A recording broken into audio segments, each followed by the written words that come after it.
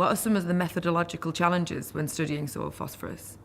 There are some great methodological challenges with studying soil phosphorus. Some people argue that actually we haven't moved forward very much in recent decades actually, and that we really need to improve our understanding of the system dynamics. In other words, how things turn over in the system, as well as studying the static pools of phosphorus that already exist. So the challenges exist because when we have to study things in soil, we have to extract it from the soil, right? So we have to go in, it's called attacking the sample. You get the liquid out of the soil, but in doing that extraction, that actually, some people argue, justifiably, that breaks up the chemical structures. And so it's not really an honest reflection of what's in the soil. So there's some great challenges there.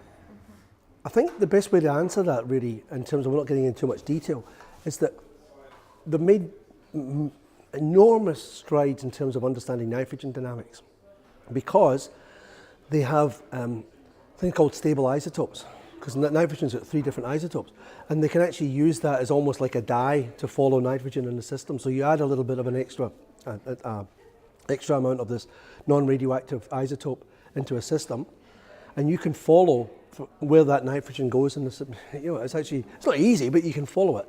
We don't have that option with phosphorus, because it doesn't have any naturally occurring isotopes.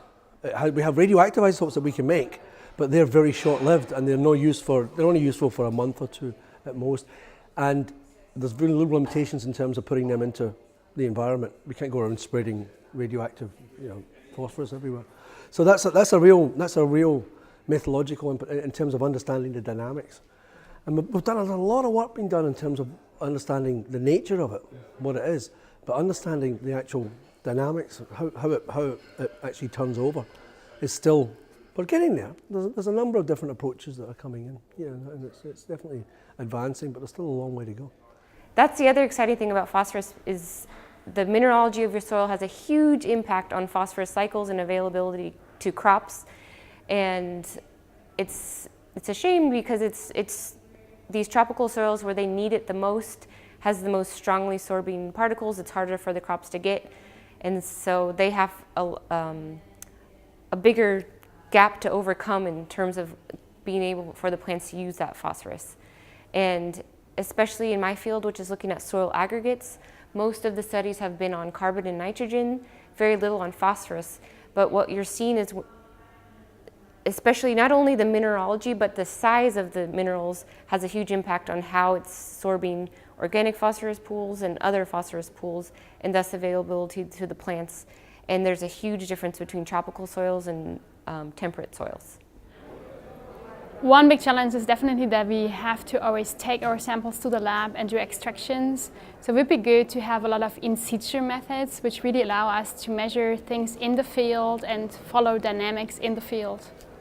There is several methodological problems because phosphorus, we don't know really what is the available part of phosphorus in the soil, and we have many methods to measure phosphorus, but as a matter of fact, we don't know which part of this measurement is really good and usable by the plants. So we have problems.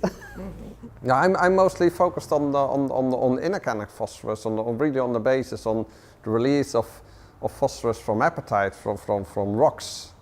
And during my studies, I worked on it a very long time, and then at the end, our conclusion is it's a very slow process, and plants do not have a very big influence on it. So that's why I like to move towards the recycling of phosphorus that is already released in the past from rocks and got locked into the organic fraction.